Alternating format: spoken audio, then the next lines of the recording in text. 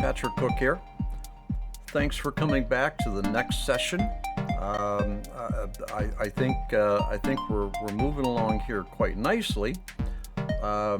We certainly are covering a lot of the various Mandelbulb topics, and features, and functions, and quirks, and idiosyncrasies, and we've even witnessed a couple crashes along the way. Well, that's just all part of it.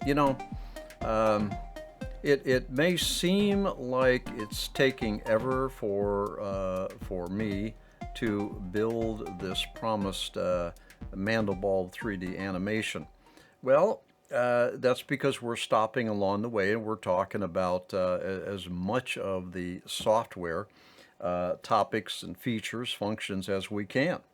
So I want this to be a tutorial series. Within the context, of course, of building an animation using the software.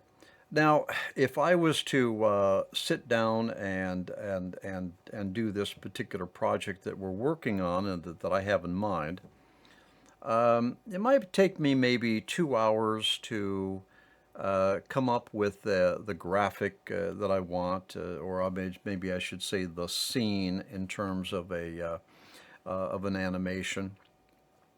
In that 2 hours, I would probably do the lighting, and I probably would do the coloring, and I'd tweak and fuss around with it, and I'd see if I could optimize the quality. So that might be 2 hours, okay? It might take me another 2 hours to build the keyframes, okay, and test it and take a look at it and see if my animation moves are good, and preview it at low resolution. I'll show you all that stuff. That might be a couple hours to keyframe it. And of course from there I set my computer or computers to work in rendering all of these frames in between the keyframes. And at that point, once I have all my keyframes rendered out, then I'll turn my attention to my video editor, and I will assemble the presentation. So maybe the entire project, maybe 5 hours, if I don't stop and talk about anything. All right. Certainly in this tutorial series, we're past 5 hours, and we're going to go even more past 5 hours because we're talking about the software.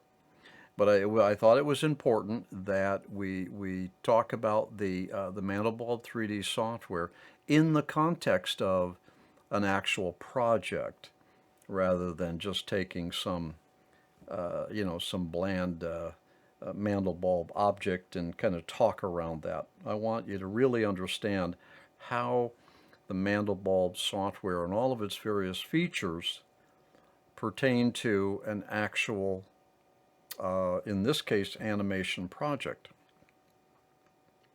Now, what's really nice about the Mandelbulb 3D software is that the developers have extended properties, parameters that to the user interface that are used and can be used by us, the users, to be able to optimize the quality of the graphic and establish a good compromise between the quality and the rendering.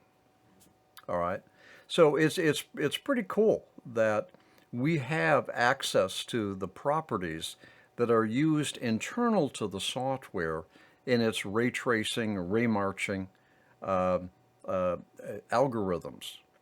Now, if we turn our attention to the calculation panel of the main window, I want to start talking about these properties. Now, we've been talking about the DE stop, and in the last session we left it at a DE stop of 2, because we found that a DE stop of 2 is giving us a good quality, all right, a good detail with the minimum oversampling, or little white specks, or could be black specks as well. Now, so, and we made really good progress in that, and we found something. We found a good compromise between the quality, minimum oversampling, as well as decent rendering at 1920 by 1080 or 2K resolution. As I had mentioned very briefly a couple sessions back, I tend to, in an animation, I tend to shoot for a 1920 by 1080 2K, because in my video editor I will upscale it if I choose to publish a 4K video. I will upscale it in that video editor to 4K. But I don't want to put my Mandelbulb 3D software to the task of rendering thousands of 4K resolution frames. Now, all right, so we're going to be talking about some additional quality. I kind of refer to them as quality properties. Quality properties. But we're going to take the remainder of this particular session and cover a nice little feature that is useful. Yeah, and you might find that it's really what you want to utilize. I sort of, kind of, almost don't. As you saw from the previous session, I crank my my main interface up to 4K, and then I'll look and inspect here deep into the image. Now I can do that because my my i9 PC here can handle that. You may be on a slower PC or less cores, and there's other alternatives or techniques that you can use to kind of assess the quality and certainly build your graphic. No, so one of those you might be able to put to use is this. We have here 4, we'll call them quality modes. If I click on preview, you'll notice here that it automatically set my image width and height to 480 by 270. And so we can call that a preview. If I click on the video, that's 640. Good. That's 640 by 360. And then of course I've got the mid. That's given me 1600 by 900, and then I've got the high, 375 by 1720. I have no idea where 372 comes from, but anyway. And you'll also notice here that the viewing ratio has been modified accordingly. Now, so I got 4 modes. Okay, pretty cool. Good to have. Good to have. Now, I as the user have some control over those. When you unzip the Mandelbulb program codes, files, you're going to get these defaulted. But you don't have to accept that. Let's say, for instance, that I want to make my preview. I want to set that to, I'm going to say 300, just to be weird. 300. Now I'm going to punch this 16 by 9 so that the application will automatically calculate my height. 16 by 9. So I have a 16 by 9 like that. All right. Now let's say that I want to program that in to this preview. What I would do is I would click on this M button. Click on M to set these settings plus image width and scale as a preset.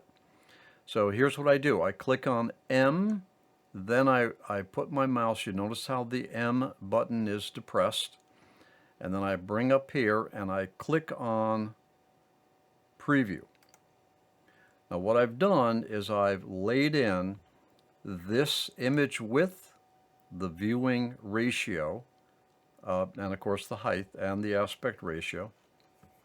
I programmed them into preview. Let's pop off of preview, go on to video, and then back on to preview to prove it.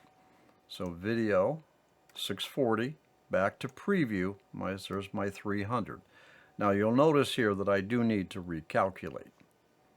So let's recalculate. So there's my 300 on preview. There's still my 640 on video. Back to preview. Anyway, so you get the point. Now, in the next session, we're going to get back here and we're going to talk about how you can set these quality-related settings.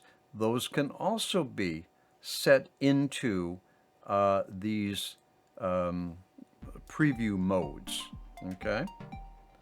All right, so let's end here, and I'll see you in the next session where we're going to talk about some additional capabilities of this preview.